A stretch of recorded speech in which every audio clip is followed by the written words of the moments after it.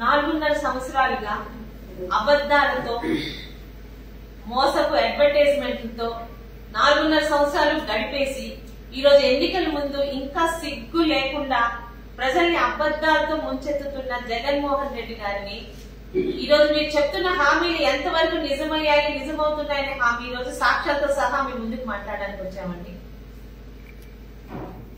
పాదయాత్ర సమయంలో గాని ఎన్నికల సమయంలో గాని దాదాపు 730 హామీలు ఇచ్చి ఈ రోజు దాదాపు 109 హామీలే అందులోని పాక్షికంగా గాని పూర్తిగా గాని అమలు చేశారు జగన్మోహన్ రెడ్డి గారు, అంటే 15%.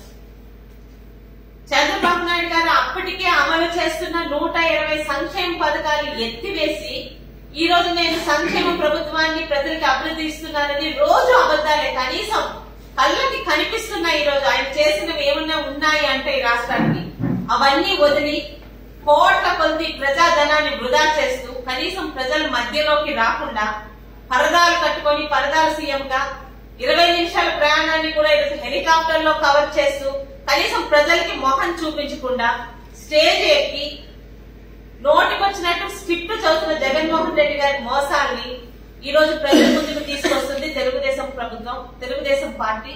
అదేవిధంగా పలాస నియోజకవర్గంలో కూడా పలాస ప్రజలందరికీ ఇక్కడికి వచ్చిన పత్రికా మరియు ఎలక్ట్రానిక్ రంగం మిత్రుల ద్వారా అవన్నీ తెలియజేయాలని ఈ సమావేశం ఏర్పాటు చేయడం జరిగింది.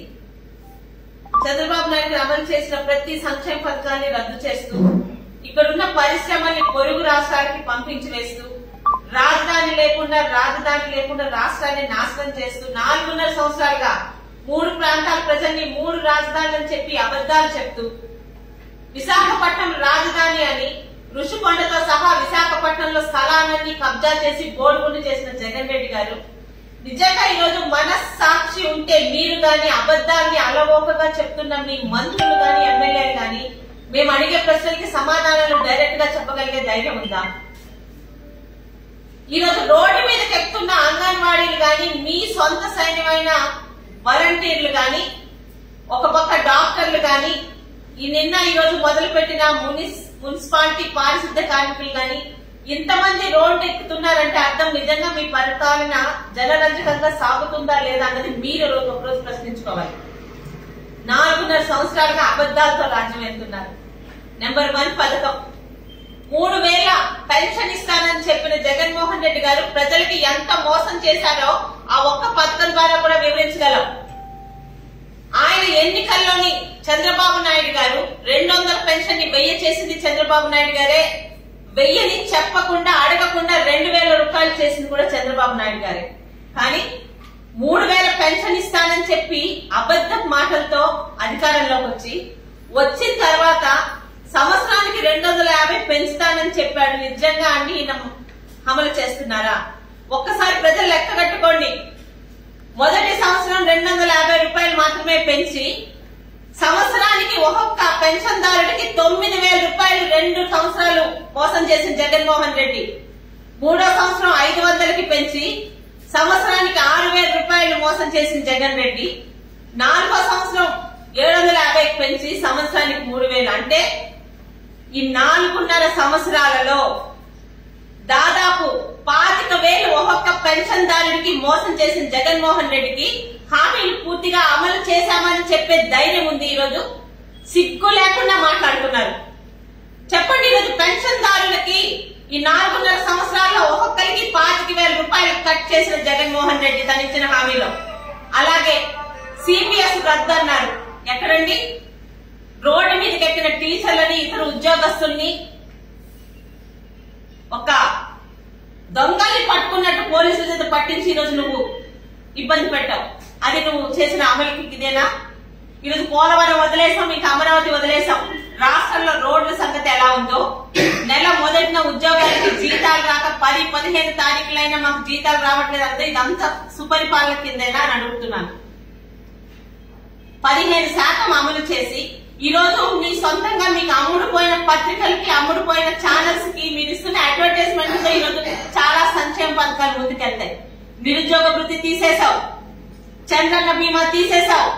కనీసం చంద్రన్న బీమాకి మీ తండ్రి గారి పేరు పెట్టేనే నువ్వు బీమా అమలు చేసిన ఈరోజు ఎన్నో నిరుపేద కుటుంబాలకు ఆదరణ ఉండేది. పేదవాడికి 5 రూపాయలు తీసేసావు. మధ్య తరగతి కింది తరగతి తల్లిదండ్రులకి కూతురు పెళ్లికి వచ్చే పెళ్లి కానుక తీసేసావు. ఇన్ని సంక్షేమ పథకాలు తొలగించి నువ్వు చెప్పినవి చేయకుండా ఈరోజు 100% అని సిగ్గు లేకుండా ఇదే పలాసాకు వచ్చింది. మీరు మాట్లాడుతున్నప్పుడు నవ్వొచ్చింది జగన్ రెడ్డి గారు. కిడ్నీ రీసెర్చ్ గురించి ఒక్క మాట చెప్పి మీ దగ్గర సెలవు తీసుకుంటున్నాను. తితిలి ఇబ్బంది వచ్చినప్పుడు చంద్రబాబు నాయుడు గారు ప్రైవేట్ మెడికల్ అసోసియేషన్ తోని కోఆర్డినేట్ అయ్యి ఇక్కడ నిజంగా పలాస మరియు ఉద్దానం ప్రాంతాల్లో మహమ్మారిలాగా సంవత్సరాల తరబడి కారణం తెలియకుండా ప్రాణాలు తీసేస్తున్న కిడ్నీ వ్యాధికి ప్రైవేట్ సంస్థలైతేనే కరెక్ట్ గా వెళ్తుందని రీసెర్చ్ సెంటర్ కి నవంబర్ 5వ తారీఖున శంకుస్థాపన చేసిన విషయం చరిత్రలో ఉంది, ఆధారాలు అందరికీ తెలుసు. ఈ రోజు మీరు కట్టిన స్థలం కూడా చంద్రబాబు నాయుడు గారు హయాంలో మీరు తీసుకొచ్చింది. కానీ 2 సంవత్సరాలని చెప్పి 4.5 సంవత్సరాలకి ఈరోజు హాస్పిటల్ పూర్తి చేసి ఈ రోజు నేను అడుగుతున్నాను అప్పల్ రాజు గారికి, ఆయన మాటలు విని నోటుకు వచ్చినట్టు మాట్లాడుతున్న జగన్మోహన్ రెడ్డి గారికి, అది ఉద్దానం కిడ్నీ ఆసుపత్రి లేకపోతే కిడ్నీ రీసెర్చ్ సెంటర్ రెండింటికి తేడా ఏమన్నా చెప్పగలరా మీరు? శివాజీ గారు తెలుగుదేశం హయాంలో తీసుకొచ్చి హాస్పిటల్లో పెట్టిన కిడ్నీ డయాలసిస్ పరికరాలు తీసుకెళ్లి అక్కడ పెట్టుకున్నా మీరు ఈ రోజు మాట్లాడుతున్నారా?